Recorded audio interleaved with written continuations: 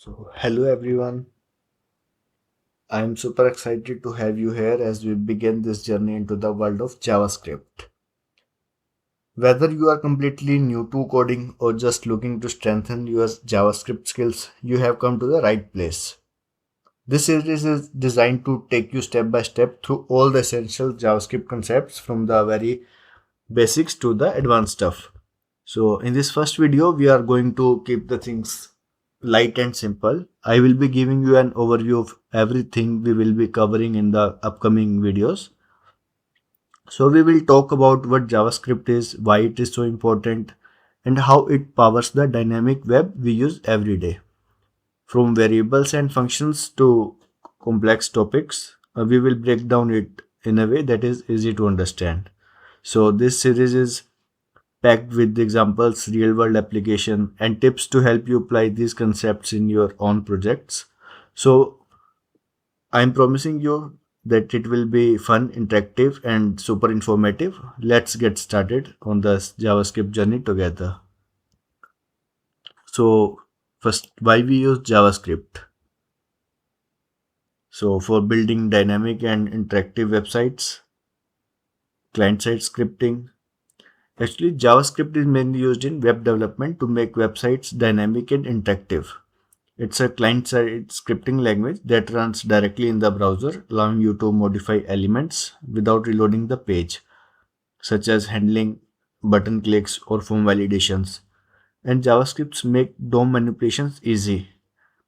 Modern JavaScript frameworks like React and Angular are built on it.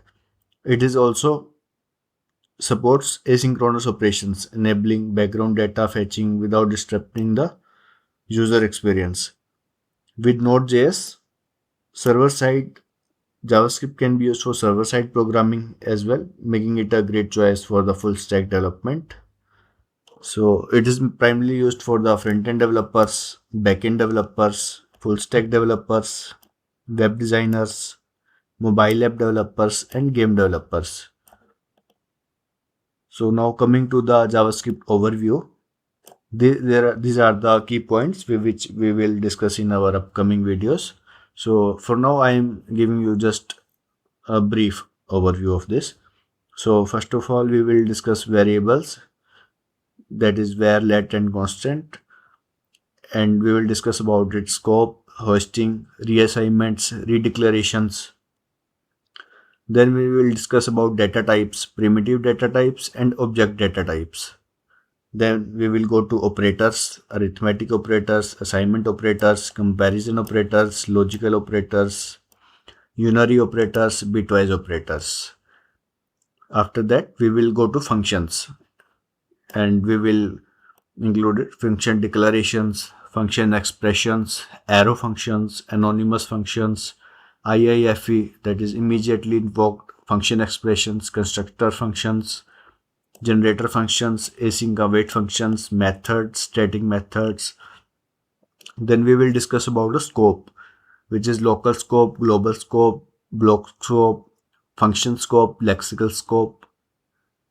Then closures, callbacks, promises. Then we will discuss about the key components that handles execution of both synchronous and asynchronous code. We will discuss call stack, callback queue, event loop, microtasks and macro tasks. After that, we will discuss destructuring, and it can be of two types: array destructuring, object destructuring. Then we will discuss about spread operators and rest operators. After that, we will discuss template literals, then array methods. Some popular array methods are push and pop methods, shift and unshift method, concat, slice and splice, for each, map, filter, reduce, find index, sum and every, includes, sort, reverse, flat map, index of. After that, we will discuss object methods, and these are object.keys, object.values, object.entries, object.assign, object.freeze, object.seal, object.create. After the object methods, we will discuss about the type conversion, Then we will discuss parameters versus arguments, array literals, iterating over arrays. It can be using for loop, using for of loop, using for each.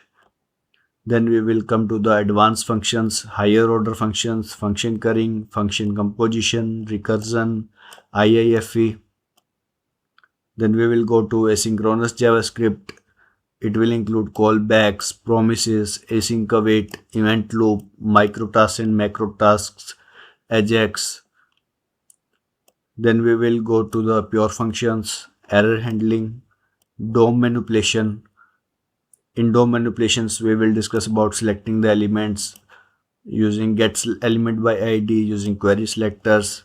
We will do modifying elements using inner text, inner HTML, attributes, styles, etc.